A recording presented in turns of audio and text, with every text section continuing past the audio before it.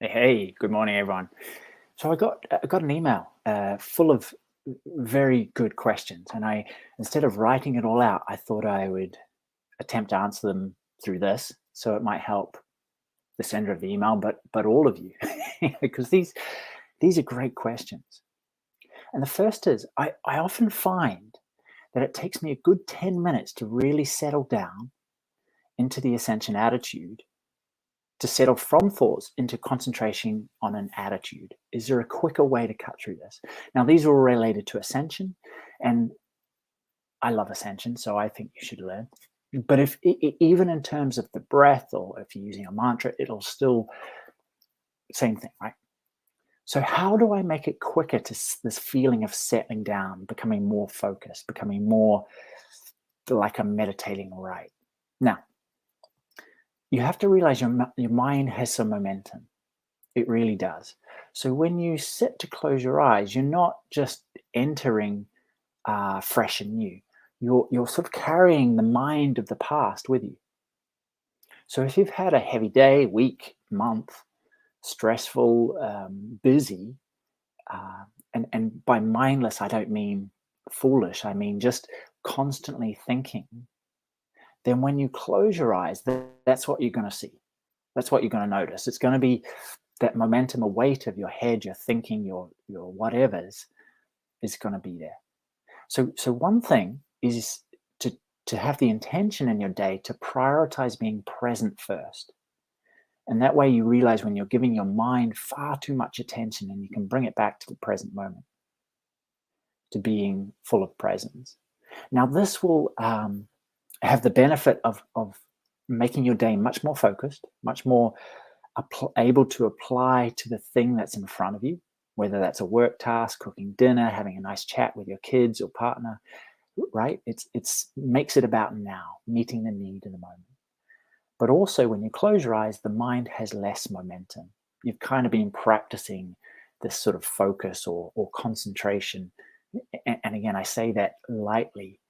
You know, this I like to use the word curiosity or noticing, because it's complete, but it's effortless. Sometimes focus and concentration feels like a hard thing. The second thing you can do is, when you do close your eyes, is notice your mind. Just watch your mind moving. And one way of doing that is counting. You can just sit and, not trying to meditate or ascend, just watch. Give your thoughts a number. Just really be curious about when they pop up. And, oh, 1, 2, 3, 4, 5. Don't try and count the counter. You'll just get bamboozled. But you see that? You're not trying to do anything, but you're just really interested in what's there. Not trying to push the mind away, but in the counting, you're curious about the content, the quality. Okay?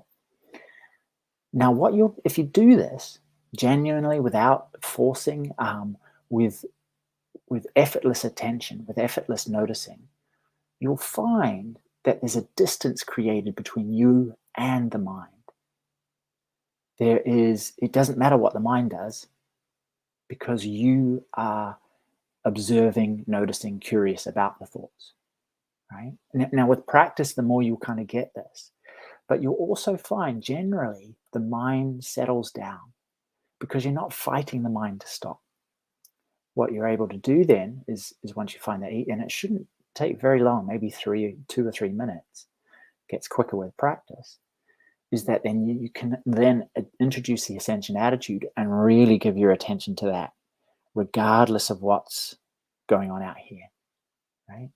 Or if you're using your breath or a mantra, same deal. You can really notice the quality of that. You can shift your attention. So it becomes about not stopping the mind, or not getting lost in it so easily because that's what you've been doing all day, but really stepping back from it and observing it, separating yourself. Then you can apply your attention easier. Give that a try. If it doesn't make sense, get back to me, right? But it's about A, noticing the momentum, and B, the fact that all day you've just been lost. And so it does take some time for the mind to settle down, and that sort of feeling of concentration or curiosity to come in.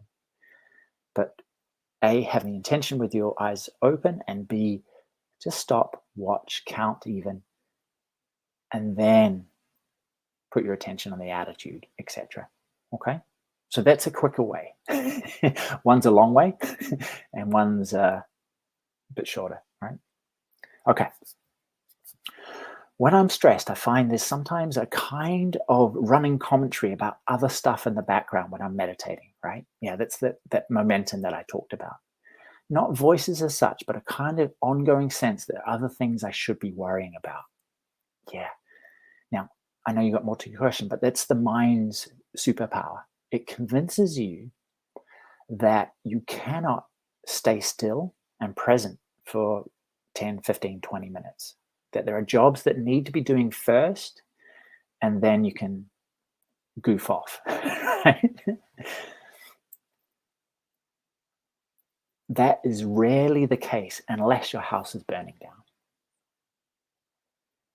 Now, what that superpower does is continually keep you in motion. It continually keeps you chasing the jobs of your mind 24/7, the middle of the night. Oh, I've got to do that. I've got to do it. Right?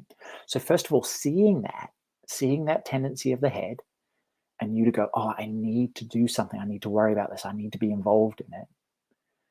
And assuming, or the more you do this, the more you're directly experiencing it, that this time, 10, 50, 5, 20, an hour, will enable you to do the things that you need to do with greater efficiency and more joy. Calm, clear, accepting, courageous even. You have more resources to do the jobs on your to-do list. If you keep going 24/7, you run yourself down. You have no ability really to meet the need of your to-do list, right? So it's plugging yourself in, saying, okay, the jobs I have to do, they have to wait because my energy, my clarity, my enjoyment of life, of doing the jobs that I need to do, comes first. And again, assume that, and the more you assume that and practice it, the more you'll directly experience it. 20 minutes is a lot of time when I'm so busy. I'm going to do it because when I get up, I'll be able to do it so much better. You'll see the difference between the necessities that you really have to pay attention to and the things that are just niggling worries, doubts, regrets, stuff that you can't actually deal with until, well, ever or some future moment. All right? So there's this ongoing sense that I need to be active, doing, paying attention, sorting out problems. That is humanity's problem. That's what keeps us on the rat race. So not only are you energizing yourself so you can be more effective and enjoy that, but you're disconnecting. You're creating a new habit of being able to put your mind down, of stopping, slowing down, recovering, refocusing, regathering, and going. And you do get that clarity between the essentials, the truly important stuff, and the merely urgent or just wild fantasies and worries or minor ones that our mind can just throw in there, especially when we're stressed and tired. Okay, so in fact, it's super valuable to stop. That time is incredible. Now, especially if you're prioritizing that sense of calm, clarity, courageous contentment. I love those C's, but they seem to sum up the state. And perhaps for you, those of you who know that the flow state where everything you can just dance with the challenge and rising to high levels of performance. And I mean this at work, sport, music, business, relationships, everywhere. Boosh, you get given that. Okay, that's essential. As present moment, meeting the need of the moment, not letting this guy distract you. Okay, so, and again, the more mindful you can be in your everyday, the more you'll get to see the tendencies of the mind to pull you away from this exact moment in time. Yeah, and like you're saying, when you're stressed, that there are other things I should be worrying about.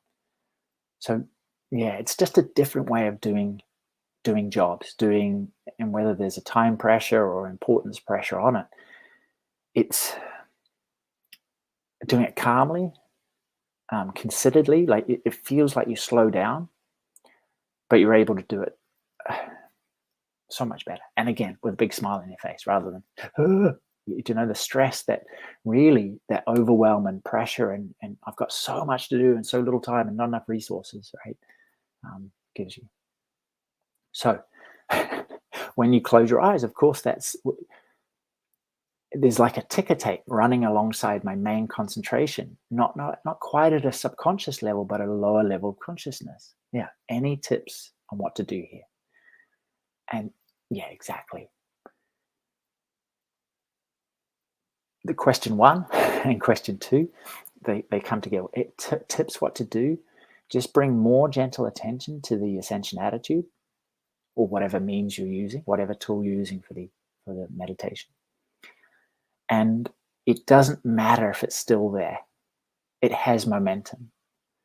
The more you gently notice completely the attitude, and when it's gone, it's no longer there at all, and you're off thinking,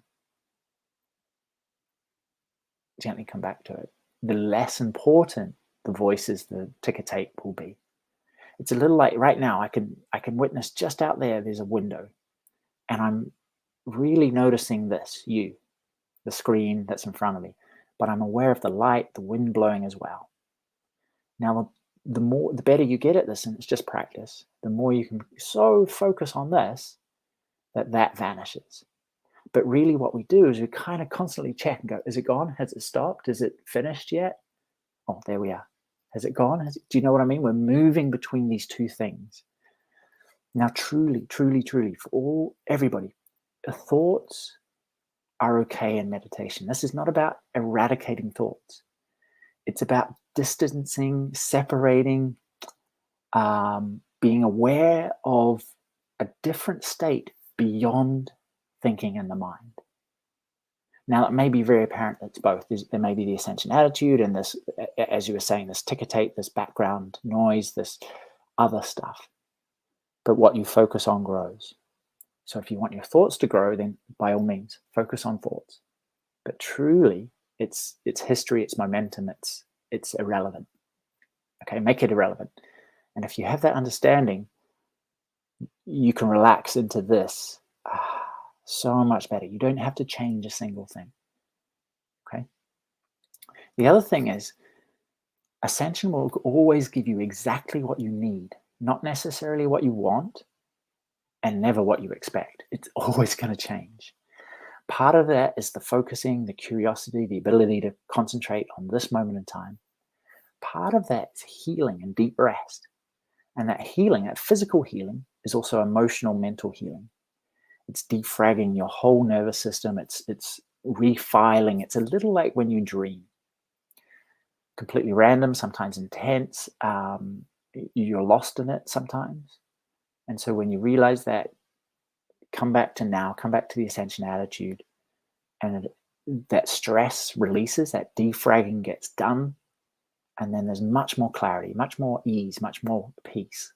Okay, but it doesn't come through stopping that mind. It comes through just gently bringing your attention away to the thing that's causing, to the thing that's enabling the focus, the rest, the concentration, the healing, the letting go. Okay, so an understanding of that helps as well. Yeah, that you just let it go, let it do its thing. You are not your mind. Which comes to the third question, which is very cool. I'm struggling a bit with your explanation that meditation becomes about who is watching. Can you help me with that one, please? Yeah, of course. Now, mindfulness is often about, the way it's taught, first steps is about your senses. Okay, chew that raisin, really taste it. Okay, chew the raisin, really taste it. Be in your body, really feel the clothes, the air on your skin. Sense the smell, the sounds, the feeling of the breath. Okay, and that's very, very useful. You're becoming present, this moment in time, now. But the more you do this, the more you'll realize that now has a presence. And especially with those ascension attitudes, it puts you in the heart of that. So think one of them, anyone right now, and give it all your gentle attention. So not forcing, straining, controlling, but really pay attention. Like a drop of ink in a tank of water. You think the words will dissipate. There may be a sense of them left. There may not. But already there's a different kind of space that's created. That spaciousness, that's silence, that stillness, that presence. This is what I mean about the who. And in the beginning, the more you explore the space, it seems like you are aware of the space. You are aware of this presence. Beneath the sensory information, in fact, you're pulling the senses inward. You may get a similar sense just by noticing right now. Play with me. Who is it that is watching? Who is it that's hearing? There's a formless, nameless sense of me, the higher self. An awareness aware of itself. Now, just explore. It takes time for because the mind has so much momentum sometimes that colors the experience. But as the mind settles down through time and practice, this experience becomes something that you identify quicker and quicker, more and more, even with eyes closed, ascension, meditation, but also when you're up, going, doing life. It becomes an alignment, a centeredness, something I can choose for the sense of spaciousness, calm, presence. And as I say, the more you do that, it becomes you. But for the beginning, just be curious. What happens when you think in a sensual attitude? Really be curious about it.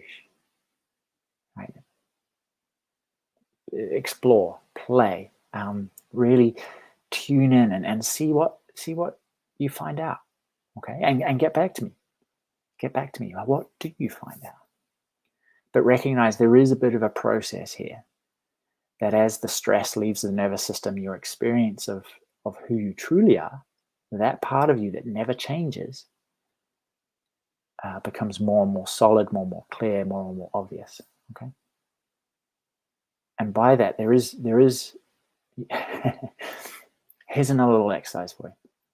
So just sitting, just be aware, if you're sitting or walking, just be aware of the weight or the pressure against the chair, against the earth. Notice how that is for you.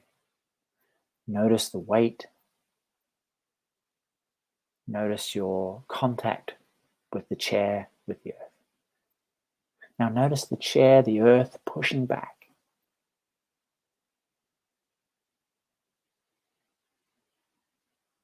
All right? Now notice your breath, just gently coming in and out the nostrils. Notice the feeling on the skin, on the inside of your nostrils, the air heading in, going out.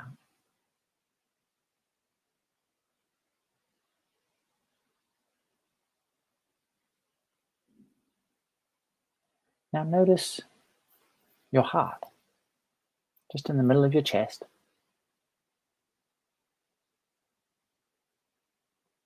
Whatever you can notice here. Maybe you can feel it, maybe you can hear it. Maybe it's just a point in the middle of your chest.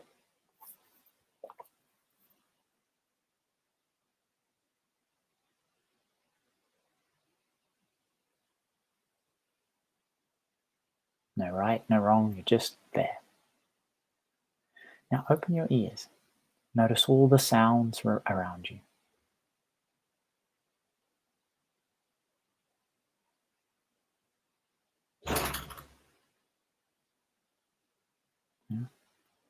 Now I want you to notice now that this moment in time is happening.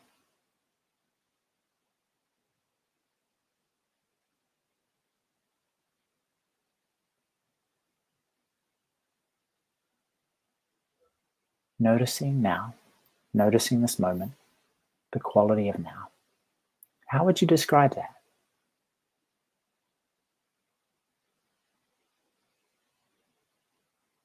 Easy, silent, spacious, peaceful. Yeah. So although the whole world is going on, you're just noticing now. You can think in a sense and attitude into that, and that'll really bring your attention to a point. Okay? So explore that space. I hope that helps. Have a play, have an explore, and get back to me. Any questions, anything you need to know. Okay? Thank you. Thanks for watching. Bye now.